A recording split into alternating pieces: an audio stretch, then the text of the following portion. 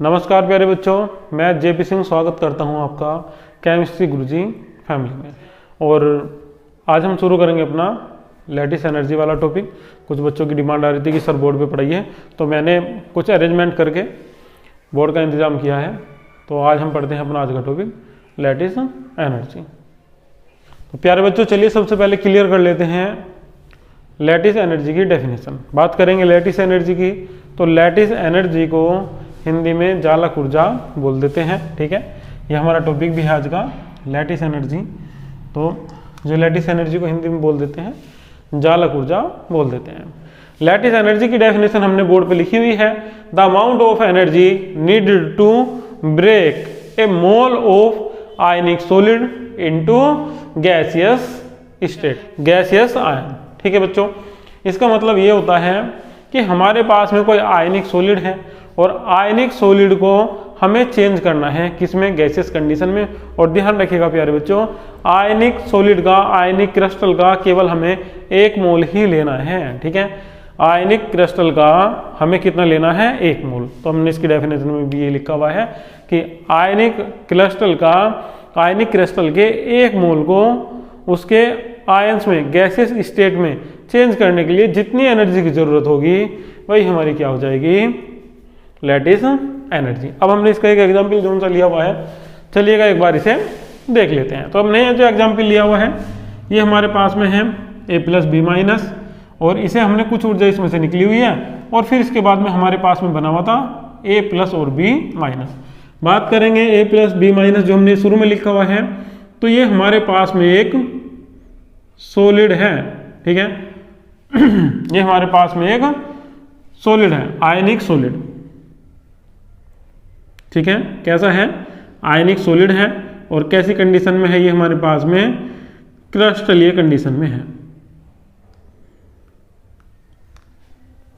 ठीक है, क्रिस्टल में है और हमने इसे चेंज कर दिया।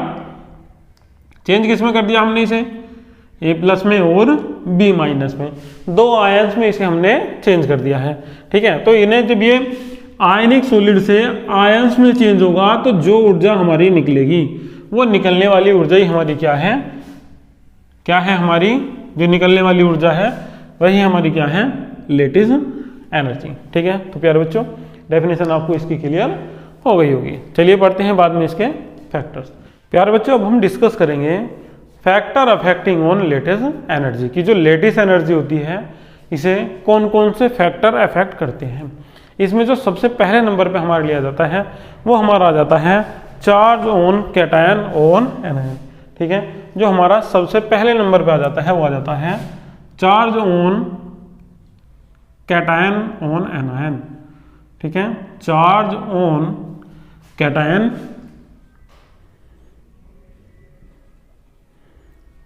और एनायन। ठीक है, तो याद रखिएगा अगर कैटायन या एनायन पर चार्ज ज़्यादा होगा तो इससे क्या होगा, उनके बीच में जो लगता है इलेक्ट्रोस्टैटिक्स फोर्स वो कैसा हो जाएगा, कैसा हो जाएगा, स्ट्रॉन्ग हो जाएगा। ठीक है, अगर इलेक्ट्रोस्टैटिक्स फोर्स स्ट्रॉन्ग होगा तो दोनों के दोनों आयंस एक दूसरे को एक स्ट्रॉन्ग फोर्स के साथ में अट्रैक्ट करेंगे। फिर हमें क्या काम करना है, उसके मोल्स को तोड़ना है। क्यों, क्योंकि लैटिस एनर्जी ये कहती है कि एक मोल को तोड़ने के लिए जितनी भी आपको एनर्जी की ज़रूरत होगी वही आपकी क्या होगी, लैटिस एनर्जी। आपको कोई आयनिक क्रिस्टल दिया हुआ है और उसके एक मोल को आपको तोड़ना है। ठीक है, आयनिक क्रिस्टल के एक मोल को आपको तोड़ना है उसके आयंस में, जिसे हम क्या बोल रहे हैं, लैटिस एनर्जी। तो यहाँ भी हम उसी की बात करेंगे।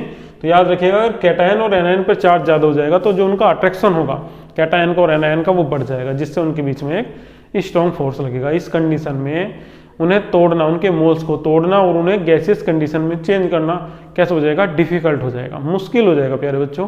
तो इस कंडीशन में याद रखिएगा अगर चार्ज बढ़ता है किसका, कैटायन का या फिर एनायन का, तो लैटिस एनर्जी का मान भी बढ़ेगा।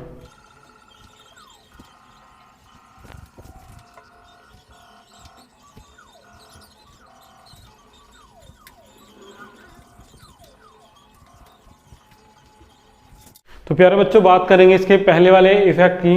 तो जो हमारे पास में पहला इफेक्ट है वो है हमारे पास में चार्ज ऑन कैटायन और एनायन। अब याद रखिएगा चार्ज और एनायन और कैटायन को हम किस टाइप से लिख सकते हैं, the lattice energy of ionic crystal increase in following order. ठीक है, कि जो आयनिक एनर्जी होती है, जो लेटिस एनर्जी होती है, जो लेटिस एनर्जी होती है वो फॉलोइंग ऑर्डर में बढ़ती है। अगर आपके पास में सबसे पहले जो आपने लिया हुआ है वो यूनिवैलेंट आयनिक क्रिस्टल लिया है तो उसकी ऊर्जा सबसे कम होगी, एनर्जी सबसे कम होगी।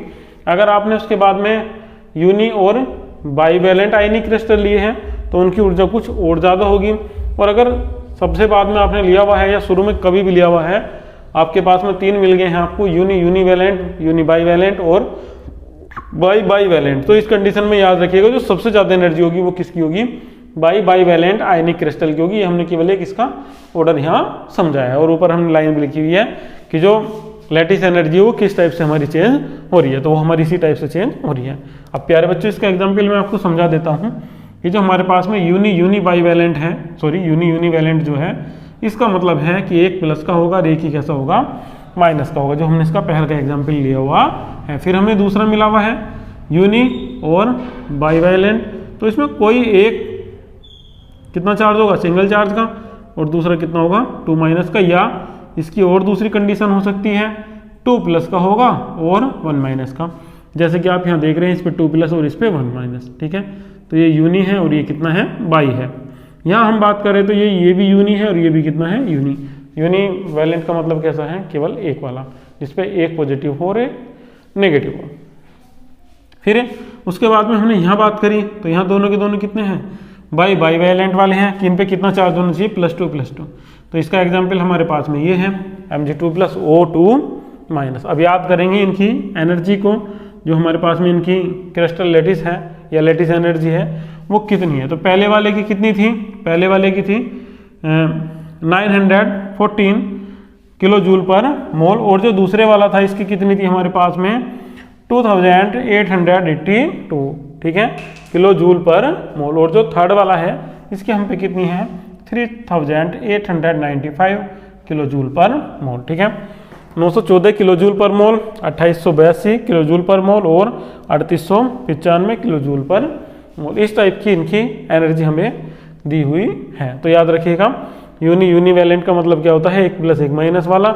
यूनिबाईवैलेंट का मतलब क्या होता है, उनमें से कोई सा एक माइनस वाला और कोई सा 2 प्लस वाला। ठीक है, किसी पे 2 चार्ज रहेगा तो किसी पे 1 रहेगा।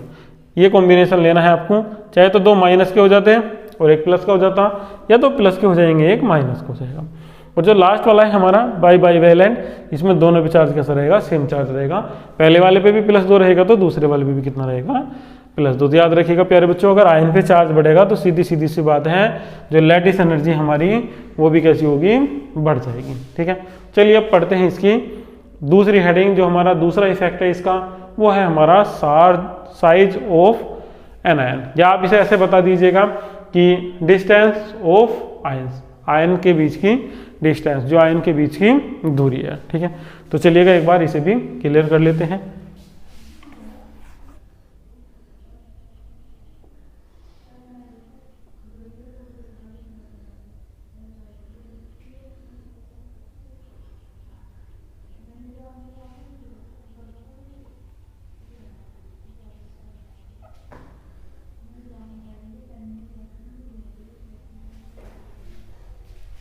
तो प्यारे बच्चों दूसरा हमारा जो इसका हेडिंग है वो है हमारा इंटर आयन डिस्टेंस। ठीक है, कि जो आयंस होते हैं उनके बीच की डिस्टेंस। याद रखिएगा प्यारे बच्चों, अगर आयंस के बीच की डिस्टेंस बढ़ेगी तो इससे क्या हो जाएगा, जो बॉन्ड होगा उसकी बॉन्ड की लेंथ बढ़ जाएगी। अगर बॉन्ड की लेंथ बढ़ेगी तो बॉन्ड तोड़ना आसान हो जाएगा, तो इससे लैटिस एनर्जी की जो वैल्यू होगी वो घट जाएगी। ठीक है, लैटिस एनर्जी का जो मान होगा, जो वैल्यू होगी वो घट जाएगी। यही हमने इस पॉइंट में लिखना है इंटर आयन डिस्टेंस में। मैं इसको आपको 2 एग्जाम्पल समझाता हूँ। जब पॉजिटिव चार्ज वाला एक रहेगा और नेगेटिव चार्ज वाले बार बार अलग आ जाएंगे, और पॉजिटिव चार्ज वाले बार बार अलग आएंगे और नेगेटिव चार्ज वाला एक रहेगा, तो उसमें आपको पता चल जाएगा कि किसकी लैटिस एनर्जी ज़्यादा होगी और किसकी कम होगी। तो प्यारे बच्चों इसका मैंने एक एग्जाम्पल ये लिया हुआ है। ठीक है, यहाँ हम बात करेंगे तो हमारे पास में ये था LiCl, दूसरा हमारे पास में थे इसमें NaCl, फिर जस्ट इससे अगले वाला था KCl, RbCl। चलिएगा इनमें सबसे पहले इनमें ही पता लगाते हैं। तो यहाँ अगर आप बात करेंगे तो सबसे पहले जो ध्यान देने वाली बात है वो ये है प्यारे बच्चों, यहाँ जो नेगेटिव आयन है वो हर किसी में कैसा है, सेम। नेगेटिव आयन का जो साइज है वो कैसा है, सेम है।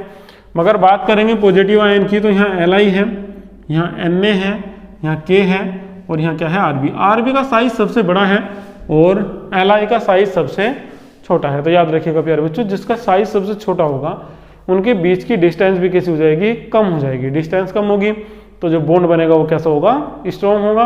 और स्ट्रॉन्ग बॉन्ड को तोड़ने के लिए ज़्यादा एनर्जी की ज़रूरत हमें पड़ेगी, इससे हमारे लैटिस एनर्जी का मान बढ़ जाएगा। तो जो सबसे ज़्यादा लैटिस एनर्जी होगी वो किसकी होगी, LiCl की होगी। और जो सबसे कम लैटिस एनर्जी होगी वो किसकी होगी, RbCl की होगी। चलिएगा 1 मिनट के लिए दूसरी कंडीशन बना लेते हैं, LiF, फिर दूसरा बना लेते हैं इसमें हम LiCl, फिर LiBr, फिर Lii। इनमें बात करेंगे तो किसकी सबसे ज़्यादा लैटिस एनर्जी होगी। देखिएगा इनमें हर किसी में जो हमारे पास में पॉजिटिव चार्ज वाला आयन है वो कैसा है, सेम है। मगर नेगेटिव चार्ज वाले अलग अलग हैं। इनमें जो सबसे छोटा साइज है वो किसका है, वो है F का, स्मॉल साइज। ठीक है, स्मॉल साइज। और बात करेंगे I का तो इसका कैसा है, सबसे लार्ज साइज है। प्यारे बच्चों कैसा है, लार्ज साइज। ये स्मॉल साइज में है और ये कैसा है, लार्ज साइज में है। जिसका साइज लार्ज होगा उसकी डिस्टेंस भी बीच की बढ़ जाएगी और जिसका साइज स्मॉल होगा उसके बीच की डिस्टेंस भी घट जाएगी। तो याद रखिएगा इनमें इन्हीं के बीच में सबसे स्ट्रॉन्ग फोर्स लगेगा और सबसे स्ट्रॉन्ग बॉन्ड भी बनेगा, जिस कारण इनकी लैटिस एनर्जी सबसे ज़्यादा हो जाएगी। इसके क्रम को लिखेंगे तो प्यारे बच्चों कुछ इस टाइप से लिखना पड़ेगा, LiF greater than LiCl greater than LiBr greater than Lii। ठीक है, इस टाइप से हम इन्हें लिख देंगे। तो प्यारे बच्चों ये हमारा एक शॉर्ट टॉपिक था, छोटा सा टॉपिक था लैटिस एनर्जी। इस वीडियो में इतना ही, मिलते हैं आपसे नेक्स्ट वीडियो में कोई नया टॉपिक लेके। वीडियो को लाइक कीजिएगा और चैनल को सब्सक्राइब कर लीजिएगा। Thank you.